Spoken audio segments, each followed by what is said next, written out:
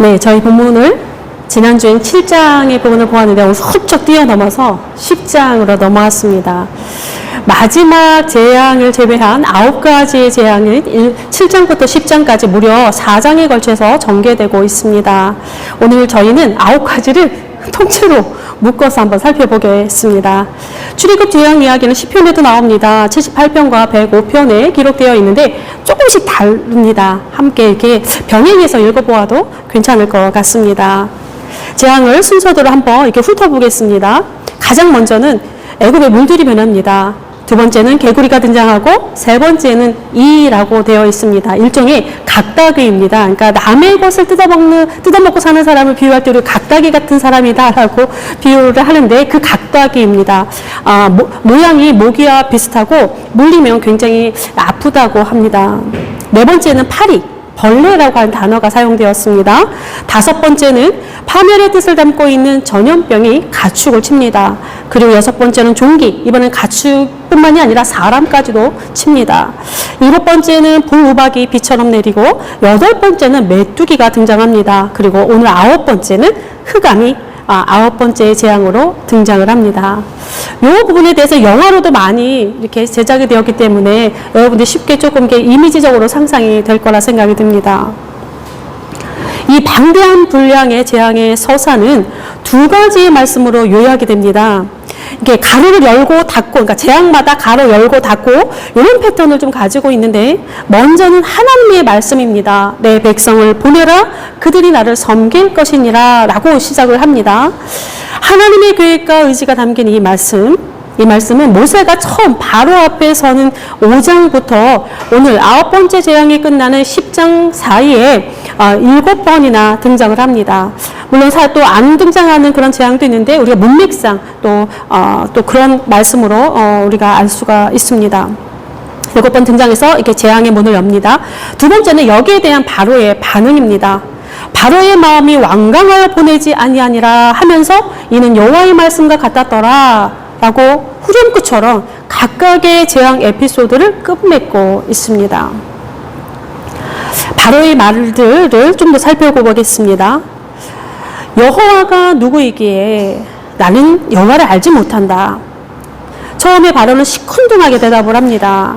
사실 그도 그럴 것이 애굽에는 약 40개에 달하는 신과 여신들의 이름들이 존재했습니다. 그 안에 여호와라고 하는 이름은 없었습니다. 그러니까 바로의 첫 반응이 굉장히 자연스러운 것이기도 합니다. 여호와가 누구냐? 내가 처음 듣는다. 그런 상황입니다. 그렇게 시작된 이 바로의 반응, 첫 번째 재앙을 통해서 자신이 백성의 고난을 받는 것을 봅니다. 그런데 강 건너 불 보듯 하면서 관심도 두지 않았다. 성경은 그렇게 기록합니다. 참 자격 없는 지도자의 모습인 것 같습니다. 개구리가 등장합니다. 삶의 자리를 난장판으로 만드니까 조금 불편해진 것 같습니다. 자기에게도 직접적인 영향을 주니까 그제서야 처음으로 이 백성을 보내겠다 그렇게 응대합니다. 그러다 다시 마음이 바뀌어서 이 땅에서 애굽 땅에서 제사를 드리라 합니다. 모세가 그렇게 하면 애굽 사람들이 우리를 죽일 것이다 라고 이야기했더니 그럼 광야를 가되 멀리는 가지 마라 이렇게 이야기를 하면서 나를 위해 기도하라 이렇게 주문합니다. 또다시 바로의 마음이 변합니다. 하늘에서 다시 불우박이 떨어지니까 조금 두려웠던 것 같습니다. 이제는 내가 범죄하였노라. 여호와는 의로우시고 나와 백성은 악하도다. 처음으로 자신의 죄를 시인합니다. 그러나 다시 바로의 마음은 완악해지고 그의 신하들도 똑같았다. 그렇게 기록을 합니다. 숨통이 트이니까 아주 탄성이 좋은 그런 물건처럼 다시 제자리로 돌아옵니다.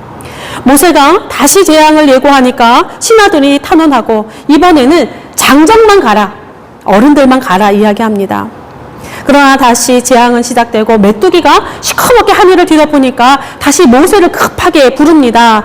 여호와와 너희에게 내가 죄를 지었으니 바라건대 이번만 나의 죄를 용서하고 너희 하나님 여호와께 구하여 이 죽음만은 내게서 떠나가게 하라. 메뚜기가 하늘을 덮으니까 죽음의 공포를 바로가 경험하게 됩니다. 사람이 죽음이라고 하는 그런 것을 경험하게 되면 두 가지 반응으로 나타나는 것 같습니다. 죽음을 경험하게 된 사람은 삶의 의미와 가치를 생각하면서 오늘을 더 성실하고 가치 있게 살아가려고 노력을 합니다. 근데 또 반대로 바로의 모습처럼 죽음을 경험하게 되면 현재의 물질 세계에 더 집착을 하고 움켜쥐는 그런 모습을 나타납니다. 바로 오늘 바로의 모습입니다. 다 내어줄 수가 없습니다. 그러니까 양과 소는 남겨두라 그렇게 얘기합니다. 끝까지 바로는 소유를 자기 것이라 집착을 합니다. 여기에 모세가 단 한 마리도 남겨둘 수 없다 이렇게 다 응대를 하니까 이제 바로가 더 나를 세우면서 몰아세웁니다. 다시는 내 얼굴을 보지 말라. 그날에는 네가 죽을 것이라. 그러니까 모세도 만만치 않습니다. 내가 다시는 당신의 얼굴을 보지 아니하겠다 이야기합니다. 끝까지 완강한 바로의 마음은 모든 것을 파국으로 이끌어 갑니다. 보내라 보내지 아니하니라. 하나님의 요구와 바로의 저항이 처음부터 끝까지 이 9재앙의 처음부터 끝까지 팽팽하게 긴장감을 이루고 있습니다. 그런데도 신기한 것은 이에 반해서 이스라엘은 보이지 않습니다. 이스라엘은 감추어져 있는 모양새입니다. 이스라엘에 대한 이야기는 별로 나오지 않아요. 물론 모세와 아론이 하나님의 메신저로서의 역할을 하면서 등장하기는 하지만 이 사람들이 지금 어떠한 상황에 있는지는 사실 드러나지 않습니다. 하나님께서 구원하시고자 하시는 이스라엘, 바로 하나님의 등 뒤에 이게 쏙 감춰져 있는 그러한 모양새입니다. 또 어찌 보면 출애굽의 역사 속에서, 구원의 역사 속에서 이들의 공로는 아무것도 없는 것을 또 드러내주기도 합니다. 천지 창조가 7일간의 사역으로 문학적인 손길이 닿은 것처럼 출애굽의 재앙도 일정한 패턴에 따라 다듬어졌다 그렇게 보고 있습니다. 그러니까 해석자에 따라 이런 재앙을 구분하고 해석해야 하는 것들이 굉장히 많이 달라지는데요. 오늘 저는 세 개의 영역으로 한번 나누어서 보겠습니다. 이 다른 것들은 여러분들이 신앙생활을 하면서 많이 들으셨을 것 같아서 저희는 또 다른 관점으로 한번 오늘은 바라보고자 합니다. 그러니까 하늘과 땅과 바다의 혼돈입니다. 바다, 그러니까 물과 관련된 것이 지금 2가지가 등장을 하고 그 다음에 땅과 관련된 것이 4가지가 이어지고 마지막 3가지는 하늘과 관련되어 있습니다. 그러니까 처음에 2가지는 피와 개구리의 재앙입니다. 모두 물과 관련됩니다. 나일강에 피로 물들고 나일강에서 개구리가 다 올라옵니다. 이는 애굽의 마술사들도 동일하게 행합니다. 그 다음부터 3번째부터 6번째까지는 땅과 관련되어서 땅이 황폐해지기 시작했다 그렇게 기록을 하고 있습니다. 3번째 재앙이 각다귀의 재앙인데 땅에 티끌을 치니 이가 생깁니다. 여기서부터는 바로의 술사들이 따라하지 못합니다. 그리고 4번째는 파리의 재앙입니다. 파리로 말미암아 그 땅이 황폐하였더라 그렇게 기록하고 있습니다. 그리고 이 파리 재앙부터는 이스라엘이 구별됩니다. 그렇다면 처음에 3가지의 재앙은, 그러니까 피와 개구리와 이 재앙까지는 이스라엘 백성들도 함께 어려움을 당했음을 우리가 알 수 있습니다. 5째, 역시 땅과 관련하면서 동시에 소유와 관련됩니다. 바로의 가축들, 그 소유들, 말과 나귀와 낙타와 소와 양이 심한 돌림병으로 죽어 나갑니다. 이 심한 돌림병이라고 하는 단어는 역병, 패스트, 재앙의 뜻을 담고 있는 단어가 사용되었습니다. 이 단어는 죽음을 가져오는 모든 역병을 이렇게 총칭하는 그런 의미를 담고 있습니다. 이때부터 죽음의 그림자는 점점 애굽에 드리워지기 시작을 합니다. 6번째부터는 사람까지 치십니다. 악성 종기가 가축뿐만이 아니라 애굽의 사람에게도 영향을 미쳤다 기록합니다. 특별히 요술사들이 이 악성 종기로 말미암아 모세 앞에 서지 못했다 이렇게 이야기합니다. 그리고 이제 7번째부터 9번째까지의 재앙은 하늘입니다. 모두 다 하늘이 심상치가 않습니다. 먼저 우박이 내립니다. 우박이 내리는데 불과 함께 내렸다 기록합니다. 그 모습은 마치 유황과 우박이 함께 내렸던 소돔과 고모라를 자연스럽게 연상하게 합니다. 그 다음에 바람이 움직입니다. 하나님께서 동풍을 불게 하시니 메뚜기가 등장을 합니다. 온 땅을 뒤덮습니다. 그 수가 얼마나 많았는지 땅이 어둡게 되었더라 되어 있습니다. 메뚜기가 땅의 소산을 다 먹어치웠을 뿐만이 아니라 이들이 가지고 온 이 어둠이라고 하는 것은 재앙의 복선처럼 더 느껴지게 합니다. 그리고 9번째 어둠입니다. 모세가 하늘을 향하여 손을 내미니 애굽 땅에 흑암이 임합니다. 그런데 또 이와는 달리 오늘 읽었던 본문에 이스라엘에 거주하는 곳에서는 빛이 있었더라 이렇게 기록합니다. 이게 어둠과 빛이 대조를 이루면서 우리에게 무언가 암시하고 있는 듯합니다. 또 이 모습이라고 하는 것은 또 다음의 말씀과 그런 현실과 흡사해 보이는데 한번 들어보십시오. 땅이 혼돈하고 공허하며 흑암이 깊음 위에 있고 하나님의 영은 수면 위에 운행하시니라.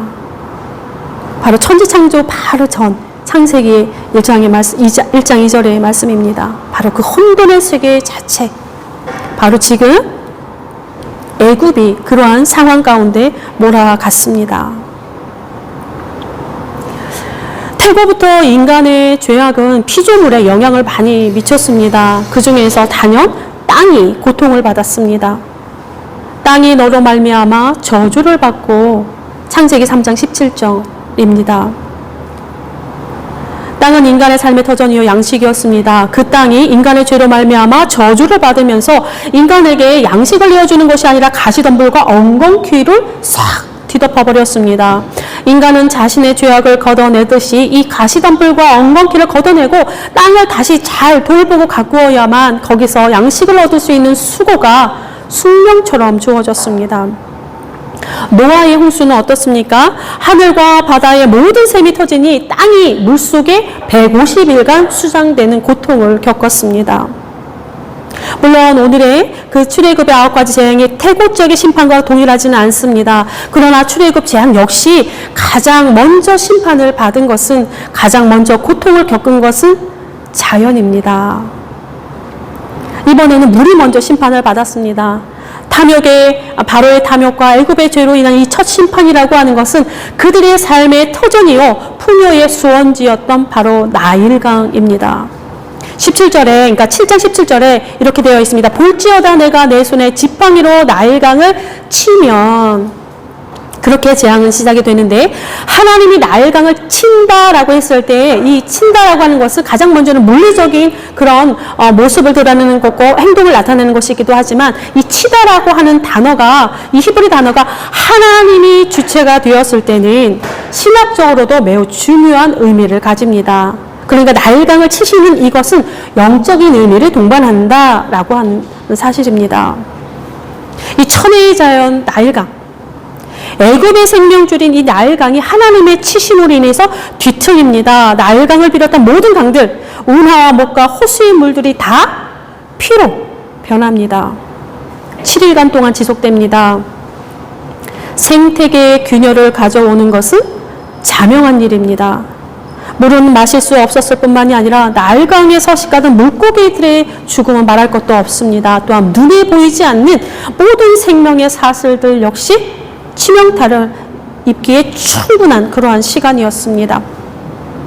두 번째인 개구리 급속한 증가 역시 강과 땅의 생태계를 교란시킵니다. 어제가 세계 개구리 보호의 날이었대요. 아십니까? 네. 그런 날이 있는지 몰랐어요. 유럽인들이 개구리 다리오리를 그렇게 좋아한다라고 합니다. 그래서 유럽에서 1년 소비되는 개구리의 수가 2억 마리래요. 2억 마리. 네, 그래서 지금은 개구리의 멸종 속도가 너무 급속하게 빨라져서 생태계가 걱정될 위험에 처할 위기에 있다고 합니다. 바로 이 개구리가 왜 그러냐면 이 양서류가 생태계의 허리 부분에 해당되기 때문에 그렇습니다. 이 양서류가 무너지면 생태계가 위아래로 보존되는데 상당한 어려움을 겪습니다. 그 개구리. 어쨌든 여기에도 개구리가 넘쳐납니다. 집안의 식탁 위에도 넘쳐나면서 애굽은 순식간에 아수라장으로 변합니다.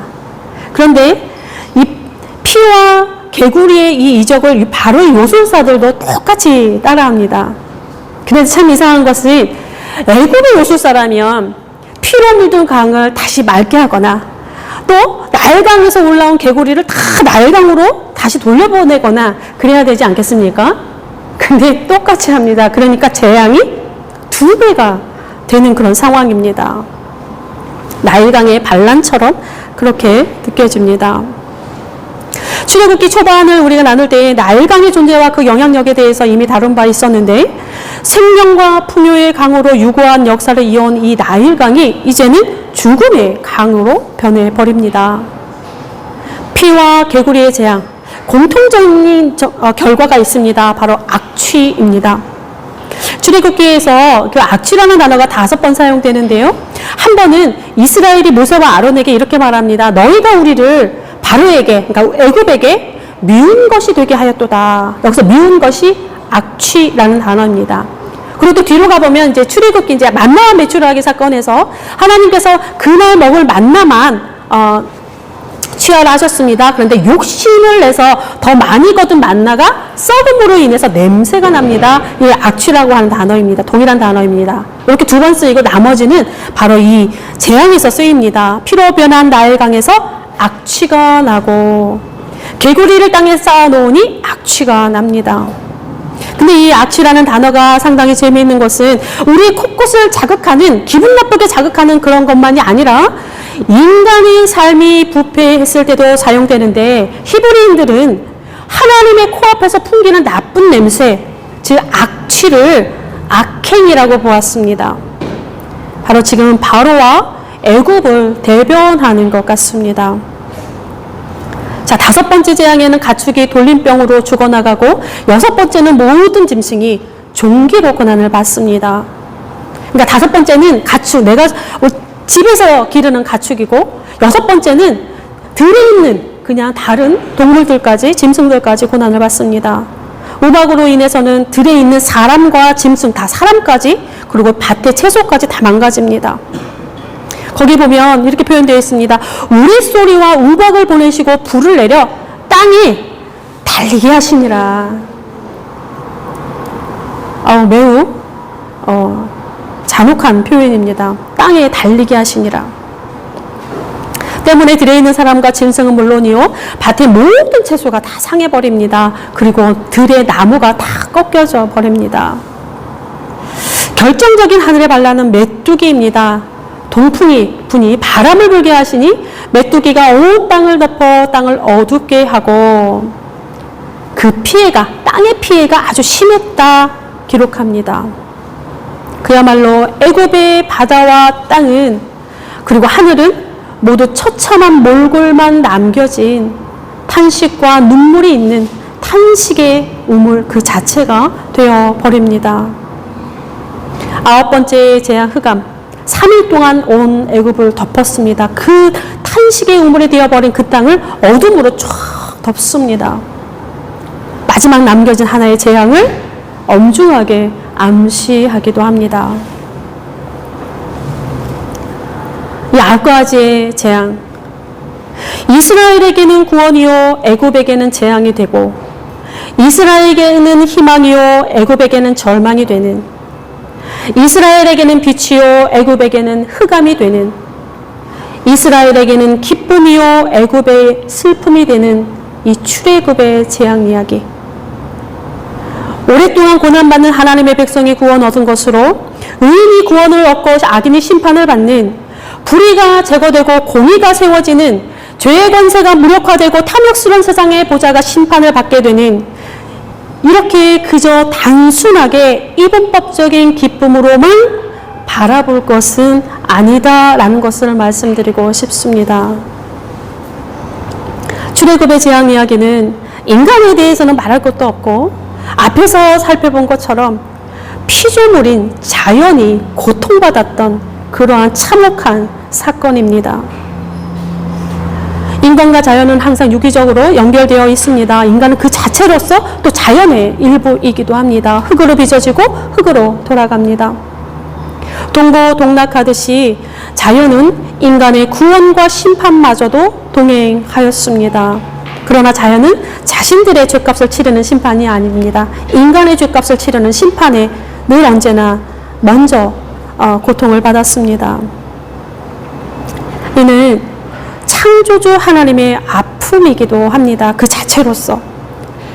인간의 감정으로 만약에 표현한다라고 한다면 피눈물을 삼키면서 어금니 꽉 깨물고 견디신 하나님의 고통의 시간은 아니었나 그런 생각을 한번 해봅니다. 제가 출애굽은 창세기와 연속선상에서 읽어드려야 한다. 그런 읽기가 되어야 된다 말씀드린 적이 있습니다. 창세기 참으로 좋았더라 기뻐하셨던 그 창조의 세계가 끊임없이 인간의 탐욕으로 계속 망가져 왔을 뿐만이 아니라 인간의 악함으로 인해서 계속해서 끊임없이 함께 심판을 받아왔습니다. 인간의 죄로 인해서 자연계가 가장 먼저 심판을 받은 셈입니다. 하나님께서 지으신 피조세계가 비록 일부분이긴 했지만 창조주 자신의 손으로 그 창조의 피조물들을 파열시키는 그러한 순간이기도 합니다. 바다와 땅과 하늘이 항상 뒤틀렸습니다.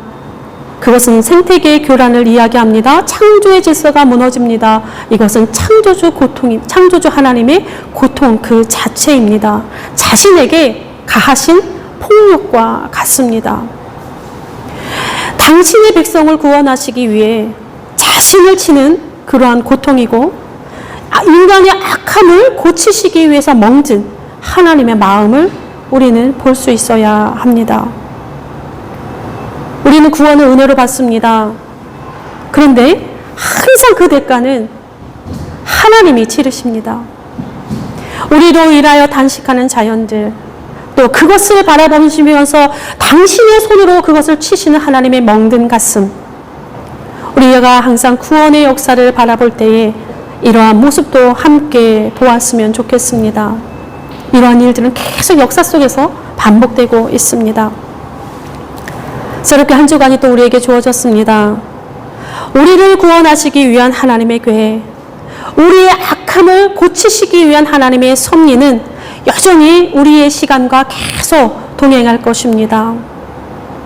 우리가 그 은혜 가운데 머물면서 우리의 불의와 기만과 폭력적인 그 권세에 우리가 정복되지 않기를 바라고 또한 그러한 힘으로 우리가 작용하지 않기를 바랍니다.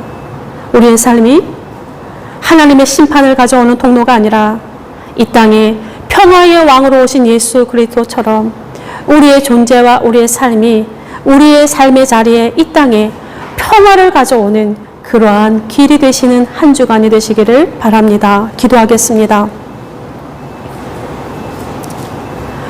온 우주를 창조하시고 사랑하시는 하나님, 그 우주를 균열시키고 혼란시키는 우리가 여기 있습니다. 우리의 탐욕이 주께서 만드신 모든 피조물을 멍들게 하고 우리의 교만이 주께서 사랑하시는 모든 피조물들을 울게 하였습니다. 모든 것을 손에 쥐려 하고 모든 것을 내 마음대로 하고 싶은 우리의 천박한 속내를 불쌍히 여기시고 용서하여 주옵소서. 우리로 인하여 피조물이 탄식하고 우리로 인하여 다른 이의 눈에 눈물이 마르지 않습니다. 주님, 우리를 고치시며 새롭게 하여 주옵소서. 평화의 왕으로 이 땅에 오셨으니 우리가 가는 곳마다 우리가 만나는 이마다 주의 평안을 우리가 삶으로 빌어줄 수 있도록 도와주옵소서. 우리를 구원하시고 우리의 악함을 고치시려 십자가를 지신 예수 그리스도의 이름으로 기도드립니다. 아멘.